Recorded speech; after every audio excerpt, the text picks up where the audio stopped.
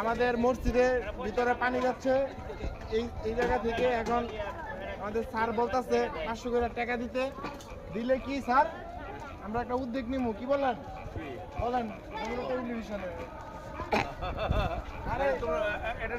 আমাদের আপনার মন্তব্যটা কি আপনি বলেন। মন্তব্যটা হলো এখান থেকে প্রায় 500 গজ দূরেই ড্রেন আছে, জি যে ড্রেনটা নদীর খালে যেয়ে পড়ছে। জি স্যার, জি ওই ড্রেন পর্যন্ত জায়গায় জায়গায় রাস্তা কাটে দিলে জি সুন্দর মতে এই পানিটা চলে যেতে পারে, আমাদের এই বন্যার দুর্ভিক্ষটা না থাকবে না। থাকবে না।